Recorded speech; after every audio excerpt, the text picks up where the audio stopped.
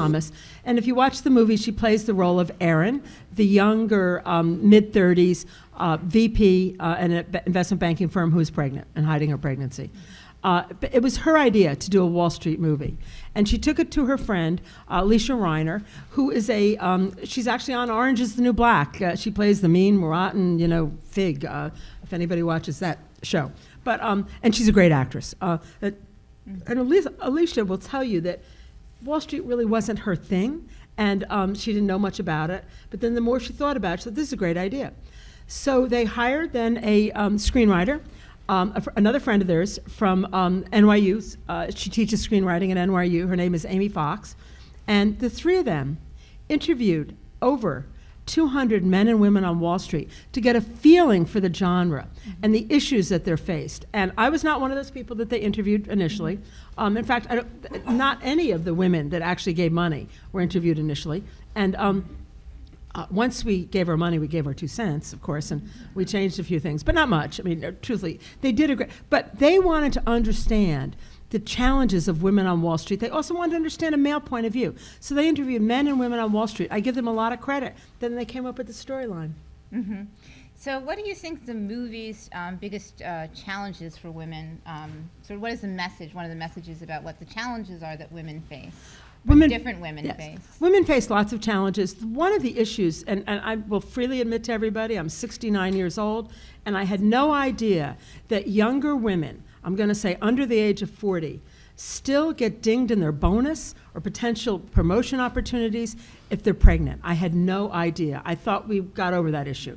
But many women on Wall Street came and told us that story, that they try to hide their pregnancy. I thought we were past hiding our pregnancy, but so we deal with the pregnancy issue, which I think I've done some research, is a huge issue for women, and it's a huge issue for men, because men have got to get over that. I mean, it's important that women get pregnant and have children if they want to have children. So that's an important issue. So we deal with the pregnancy issue.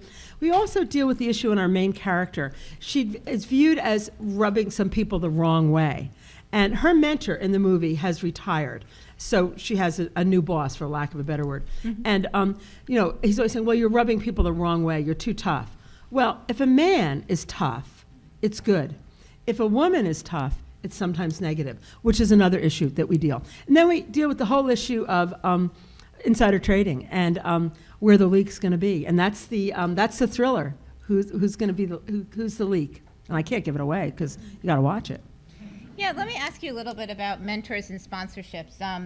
So the main character, Naomi Bishop, her mentor has at some point left, and in part of the movie, and you saw it on the screening, right, she goes to the golf course, if you remember, it was a 2-minute thing, to ask his advice, actually. Yeah, he bought a golf course after he retired. Yeah, exactly.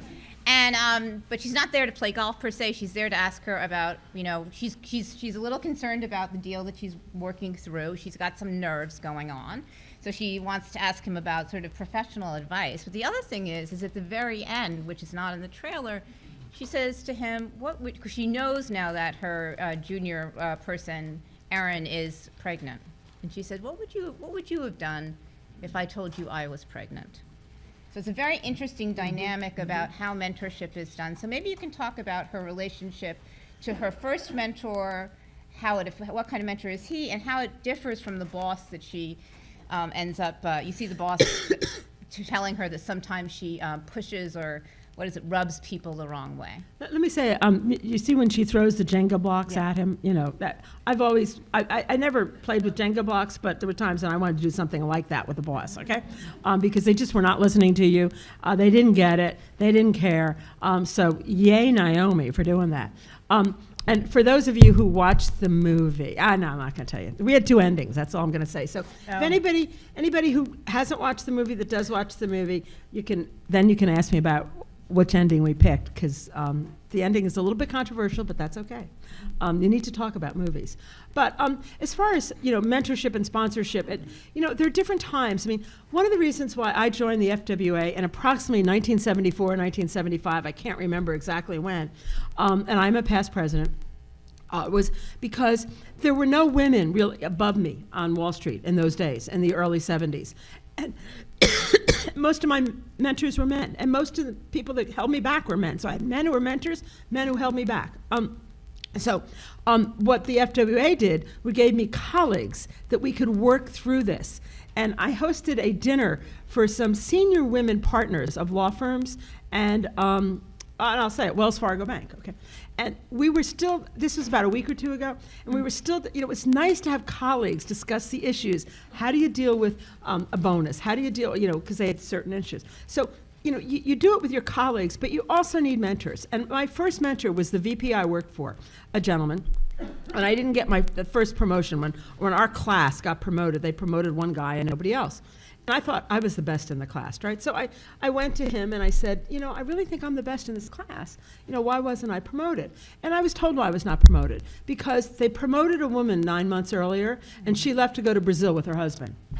So therefore, they didn't promote me, which made absolutely no sense whatsoever, but that was the truth. So I said to my boss, I said, this doesn't make any sense. If I'm the best person, I should be promoted. And he went and talked to his wife, and within 2 months, I got promoted. And so I was always grateful for his understanding. I didn't threaten him. I was very nice. I laid my case on why I thought I should be promoted, and it happened. So, you know, and I'm sure you all have to deal with issues like that. Now, there are other times when I've walked away from a job because I just was uncomfortable with whom I was working for. And so, or working with, I should say, in this case. So, you know, there's lots of different things, challenges that you made, and Naomi makes a decision at the end, and I think she makes the right decision. And I'm not gonna, those of you who've seen the movie, you know what decision she makes, and the rest of you gotta go see the movie. But you also have, I mean, it's also that women are mentoring or mentoring in different ways, and you've certainly mentored many women. So maybe you can talk about, first, the role of the Financial Women's Association as a space for mentoring and the mentoring programs that exist. And also, you were just here talking about Rutgers and all kinds of I want my rugby star to stand up. Oh, Come on, Miranda. Okay. She started a TV show that I did. And and she's a Rutgers graduate, working for Prudential Real Estate. And she was kind enough to came when she heard that I was doing this. But Rutgers won the first national college arm wrestling championship that was co-ed. Women arm wrestled women and men arm wrestled men, but Miranda's my star. Yeah. So, yeah, no, I'd like to mentor people, men and women. I mean, I mentor both men and women. So I think it's important that we give back, and it doesn't take much time. It really does not. You can give people good ideas. There's 3 women in the film who are very, very different. There is Naomi Bishop, who is the senior investment banker, and she has her younger, somewhat sort of and protege. who wants to be the head of the investment banking head, department. That right. She thinks she deserves it and does deserve it. Okay, and does deserve it. And then she has her younger VP who is pregnant, and there's a whole kind of issue. I'm not going to also, it's a very complicated kind of story. And then we have the Alicia Reina, our character, who is the lawyer who you see sort of looking into what's happening in terms of insider trading. She works for the U.S. attorney. Ta-da. Right, so they're all facing different kinds of ethical issues and in different positions and so forth. Maybe you can talk about, I mean, sometimes people say that, you know, women in the workplace, especially in a high competitive environment like Wall Street, get along really well, and other times people will say, oh no, they're absolutely horrible to each other. What does the film show us? And what's your experience? Well, the film, I think, again, is realistic. The character of Sam, who is the attorney, her backstory is that she went to high school with Naomi and actually dated Naomi's brother. So they know each other. I think it's from Michigan or out west. Michigan. And so they went to law school together. And one goes to law school and becomes, you know, very wealthy and a very senior investment banker. And the other goes to law school and becomes a U.S. attorney and, you know, and has 2 children. And she is gay, and she's in a committed. She's married, and you know, she wants to support her 2 children and her spouse. So, you know, they have a very complex relationship because they're friends, but one's investigating really the other. So that is a very complex relationship, but they work it out, I think it's fair to say. And then the other relationship is the relationship between the boss, Naomi, and her young VP. And the young VP is even trying to hide her pregnancy from her. So she's trying to hide her pregnancy from everybody. And she's in the very early stages of pregnancy. But the way Naomi, and this would not happen if she had a male boss, Naomi sees her in the bathroom after a dinner, and the younger VP is pouring out her martini and putting in water because she's Great pregnant. scene. And that's how Naomi realizes she's pregnant. Right. So, And I wrote an article actually in Public Books, which Mm-hmm. is I wrote about an article about Wall Street women on film, in which I talk specifically about that scene. And I really do talk about the different relationships between the women, just to give a little plug also for a more recent thing. So how have things changed on Wall Street for women, and how have things not changed? Where are we now? I mean, I wrote this history of Wall Street women. You've been involved. Where are we now? well, my feeling is that a lot has changed because there are a lot more women on Wall Street. Yeah. One of the things that discourages some people is that not that many women are going to get their MBAs. Now, I think there's two different issues on that, because I've talked to some deans of MBA schools, and for the full-time MBA programs in these schools, they're not attracting as much women as they thought they would.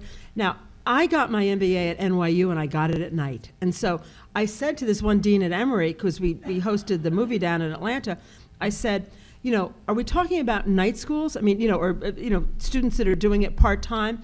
And she didn't have good statistics on that, so I'm not sure. But, you know, women are making choices, and a lot of them are still coming into Wall Street. I just talked to some women, 200 women at Rutgers, and a lot of them want to go into the business world, including Wall Street. But there are a lot of opportunities for women, and and you'll see a lot of women at the VP level, but there's never been a woman CEO of one of the largest, you know, as they say, the 23, this is in Bloomberg, the 23 largest investment banks in America, never been a woman CEO. And some women got very close in 2007, and then they lost their jobs, and men lost their jobs in 2008. A lot of people lost their jobs in 2008, but women really got dinged in 2008. That's all I'm going to say. So we have to come back, and it's not easy. And you know, I left investment banking because I was a partner in a private equity firm, and we owned a company in Portland, Oregon. We owned a company in Winston-Salem, North Carolina. We owned a company in Brighton, England. These are companies we bought, and 2 in London. And I was the major monitor. And, you know, I mean, you don't have a life when you're going between Portland to Brighton to Winston-Salem. So I made my money in 10 years, and I quit. And what I said to the senior partner, there were only 5 partners. I mean, this is small, no, 3, I mean, 4. There was a small firm. But we raised $47 million. We invested that $47 million. We monetized it. We did very well. And then I said, after 10 years, I don't want to do this full time, but I'll monitor one company for you because I want to help. And he said, you either work full time or you don't work here at all. I shook his hand and walked out the door and never looked back. And That could be in a movie. yeah, and That's in your book. Yeah, it is. I mean, it's in your book. Mindy does that. I mean, it's true. But It is in my book. Here's one of the interesting things. Our lead investor was a Swiss reinsurance company. And within a year, the Swiss reinsurance company asked me to be an advisory director to their investments in the U.S. and advise them and go on the board. And so, and the interesting thing is the company that the partnership that I left never raised another dollar and is not in existence today. But I was grateful that, obviously I made a good impression on the Swiss reinsurance company, their vice president of finance. So I was very grateful of that. In a sense, he was a mentor to me, because he gave me my next job. And so since the day I retired, all I've been doing is serving on corporate boards and doing some not-for-profit work and trying to make a difference. Yeah, so tell me, what do you think is this message or the takeaway from the movie that people should come away from? I think people come away from thinking different things, but what's your feel? It's a very competitive, exciting industry, Wall Street, and that more women should be in it. Women should think about their relationships with their colleagues, both male and female, and because Naomi has one bad relationship in it, and it's with a man. Okay, that's all I'm going to say. Oh, he was there. You remember that guy that just said, you know... They're kissing, I think, actually. Yeah, I guess that's true. And he's also being questioned by the U.S. attorney. So James Purefoy, who plays that role, Great. he is a doll of a person, and he played the bad guy You very well. never know that, because he really is He's a evil. doll of a person. He really is. He's British, and he's just lovely. He's so much fun. And he's nice looking, too. This is a world that women can, I think, really succeed in. I think we have to be mindful that we need to help others and bring others along with us. And some people think that the Naomi character is not helpful to the Erin character. But let me say this. When Naomi tells Erin, and you don't see this in the trailer, that this is just not a good year. I can't get you promoted this year. Erin takes about like, oh, she's not helping me at all. I took it that Naomi was just being honest. I had bosses who would never tell me the truth. And when I say, oh yeah, don't worry, I'm pushing you, I'm pushing you, I'm pushing you. And you know it's a lousy year, and you know they're not pushing you. And I looked at Naomi and I said, hey, Naomi is being truthful. Other people look at it and say she's not really helping Erin as much as she should. And that's, you know, that's movie land. You know, everybody can decide however they want. Right.